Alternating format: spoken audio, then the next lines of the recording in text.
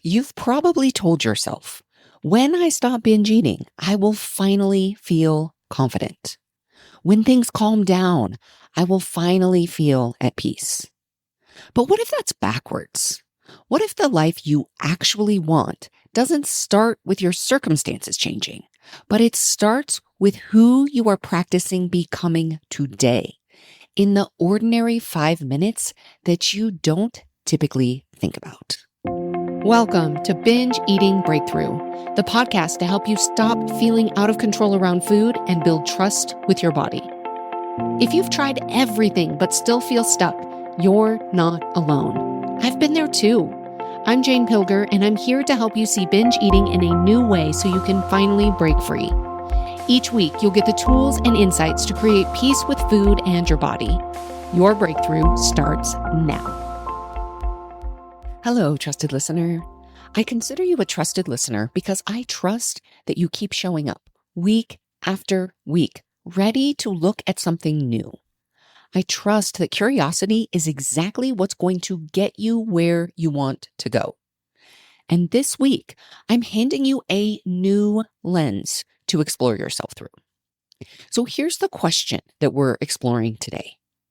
It sounds simple, and in some ways it is simple, but it's also profound. Who are you practicing becoming? Because whether we realize it or not, every single one of us is constantly practicing becoming someone. And this doesn't happen through some big decision that we make one time. It happens through what we repeat, our thoughts, our reactions, and maybe, most of all, the emotions that we experience most often. So before we go any further, I want you to get curious about something. What are the emotions that you actually experience on a regular basis? Answer this question if you can.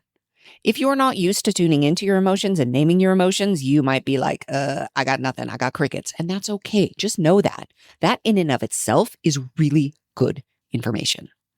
But what are the emotions that you experience regularly? Not what you wish you felt. Not what you think you're supposed to feel. But what is actually showing up for you day after day, week after week? It's possible, if you are in touch with your emotions, if you are a person who can name your emotions, it's very possible that one or two emotions just came to the top of your mind. And if so, that's what we want to work with, because whatever you just named, that is who you've been practicing becoming.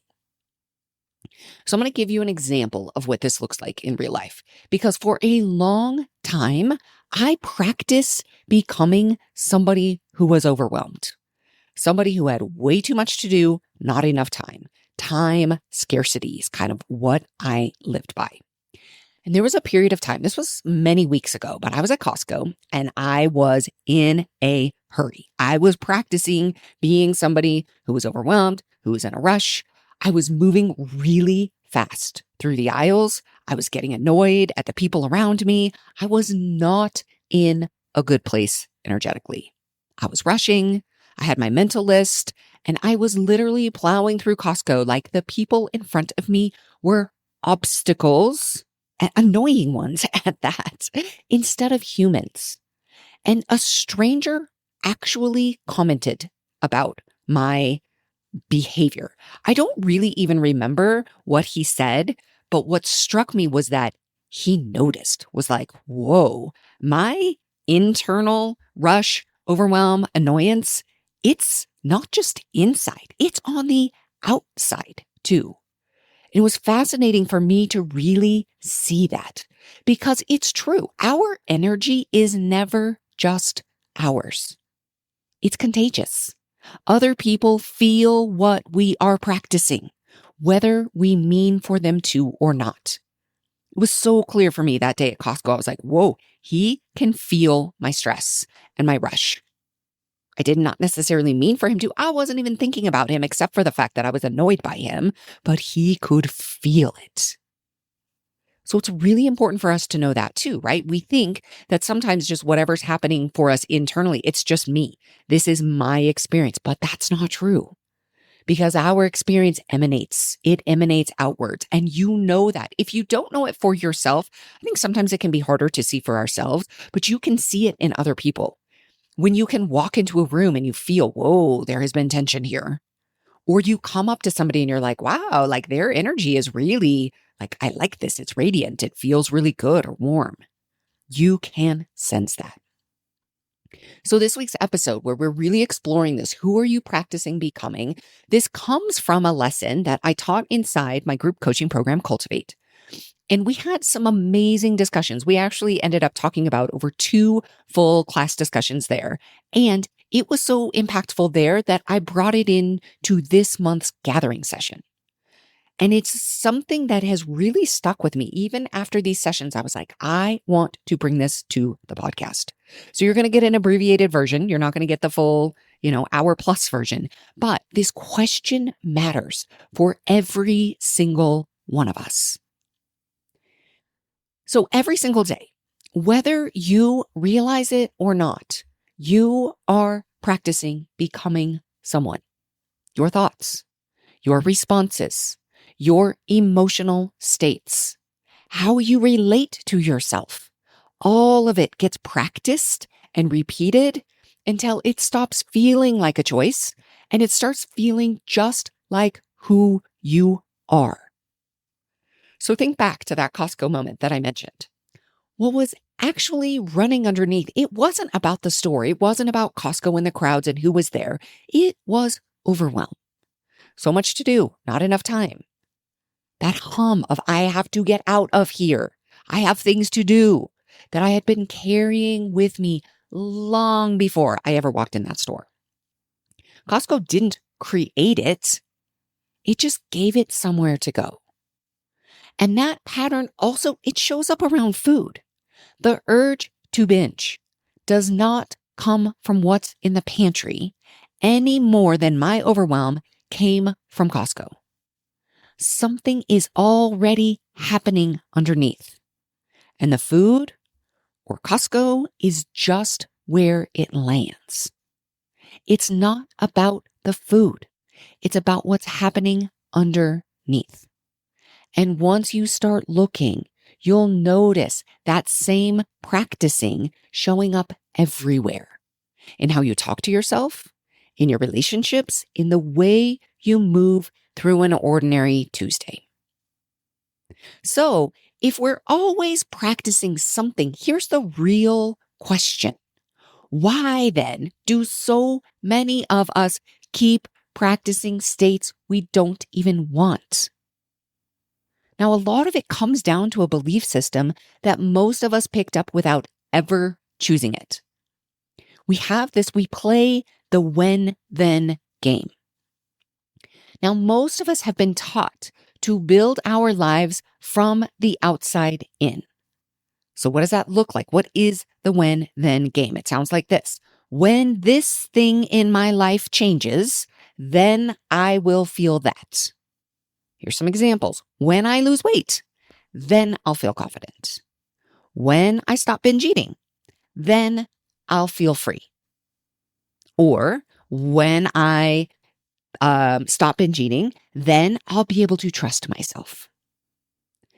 Those are the internal when-thens, the things about you or your body that you think you have to change first in order to feel the way you want to feel. Now, there's also external when-thens.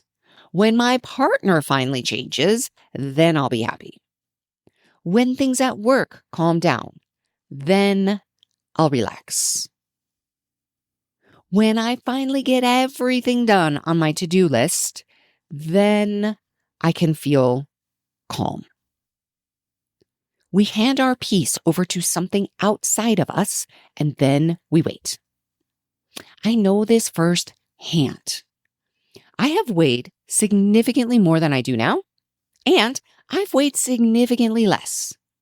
And there is a version of me at a weight that I can look back on now and see, I was too thin. But I still did not accept myself. I still found something wrong. I still had a running list of what needed to change. Now, my when then used to be when I lose weight, when I hit X number of pounds, then I will accept myself. But that is not how it worked. I had so much practice being someone who judged her own body, always scanning for what wasn't good enough yet. And that kind of practice doesn't just disappear because a number on the scale moves. You have probably experienced this for yourself. Think back to your previous when-then games. We've all had them. We all play them our whole life.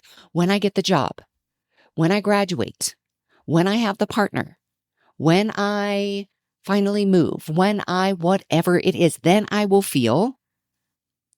And sometimes it happens for a brief period of time.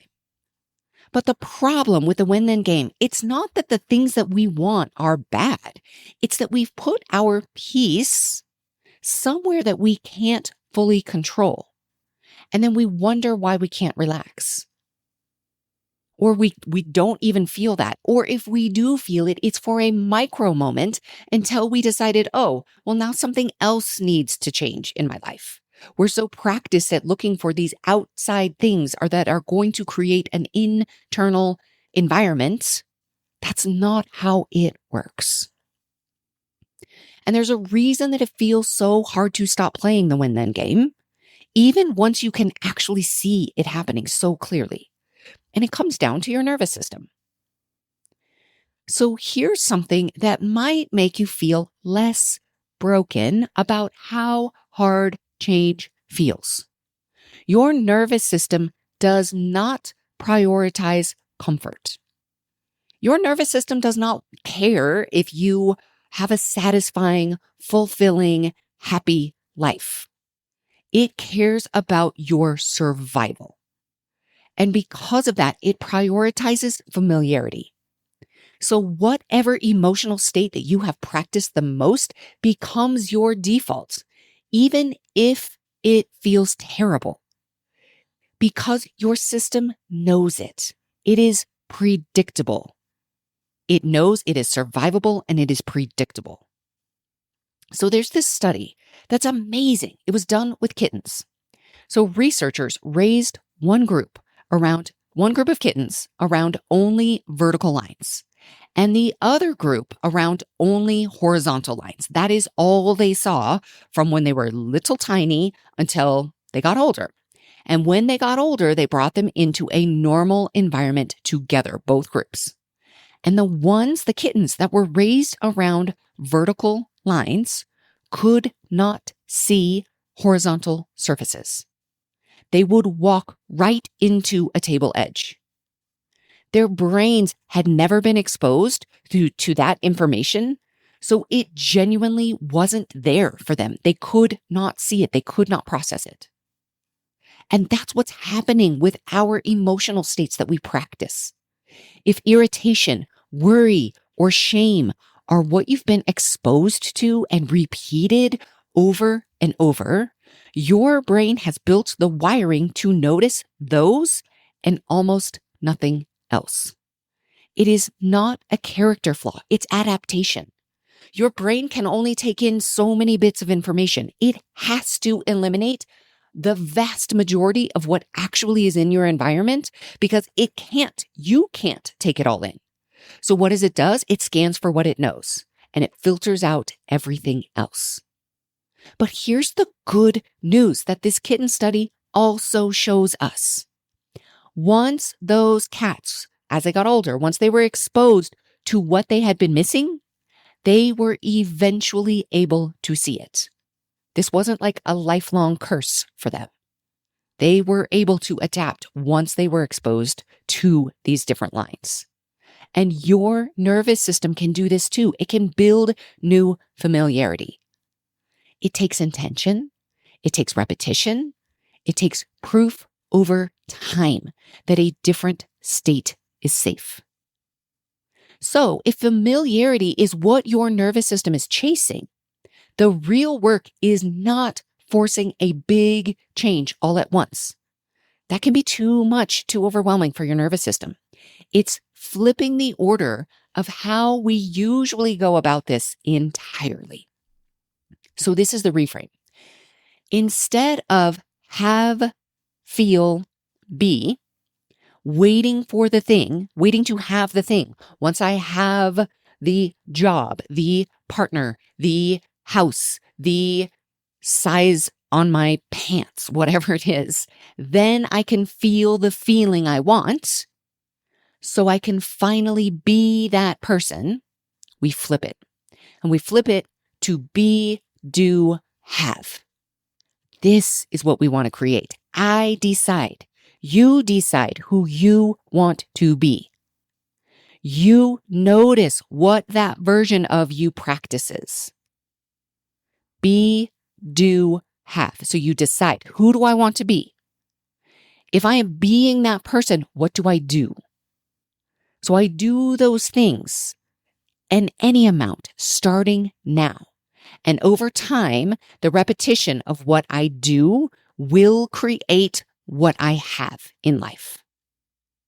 So here's what that actually looks like. Here's an example. Let's go back to the when, then example. When I stop binge eating, then I will feel confident. The old order has us waiting until the food struggle is fully resolved before you're allowed to act like a confident person. But the new order of be, do, have flips it. So you decide, I am practicing being confident today. So you ask, what does a confident person actually do?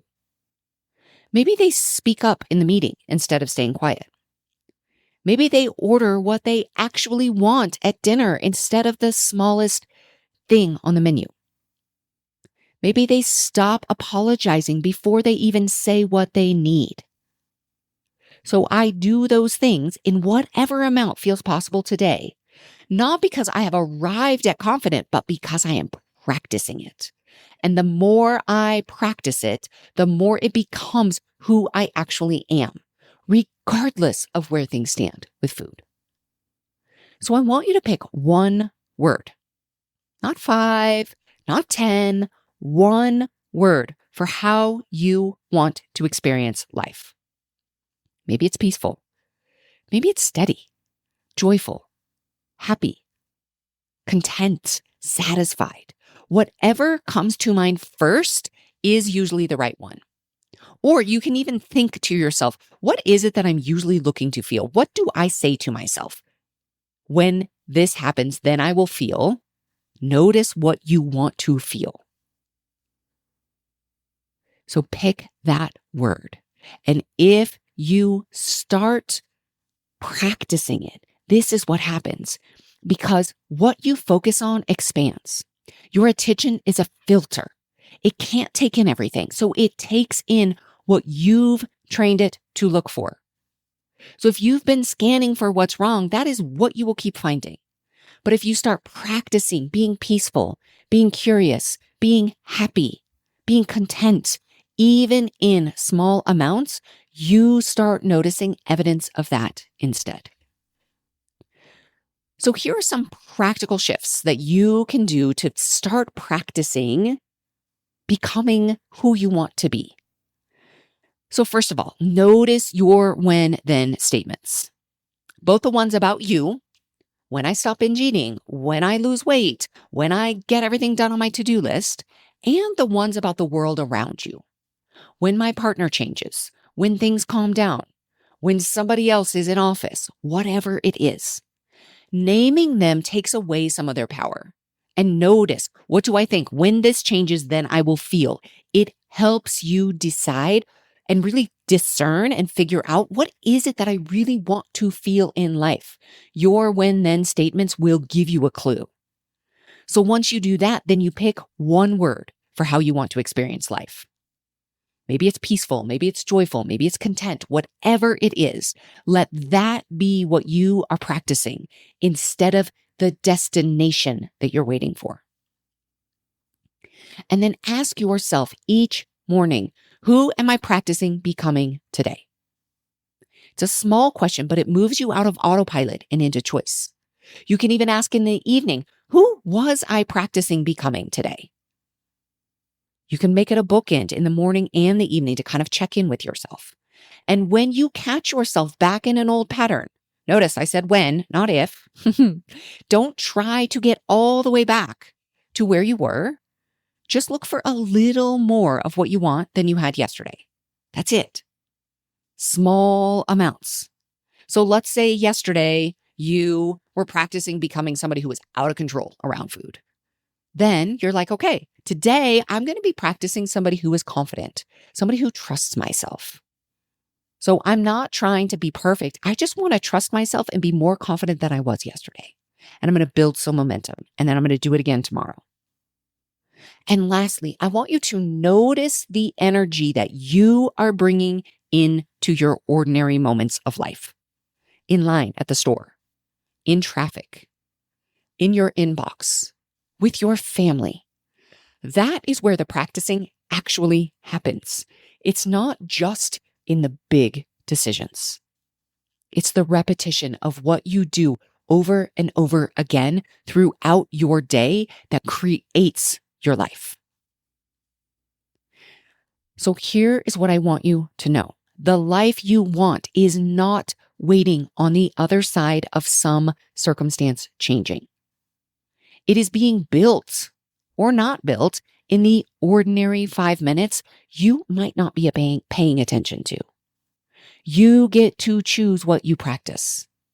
Not perfectly, not all at once, but in any amount, starting right now.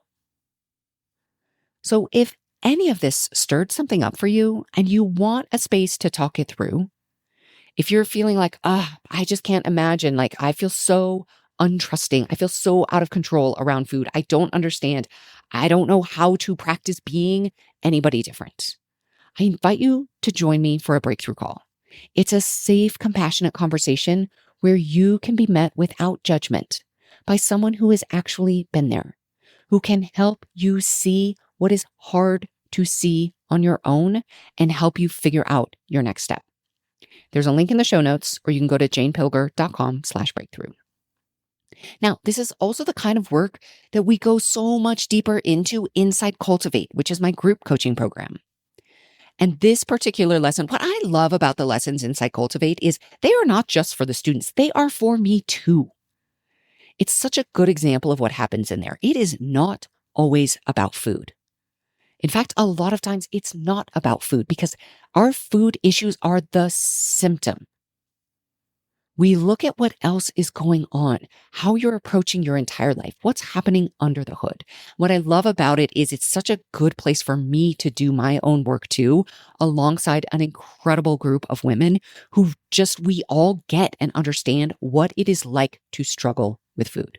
So the doors are closed right now, but they open again in early October. They only open twice a year, but I'll be sharing more here as that gets closer. But just so you know, early October is when the next opening is going to be.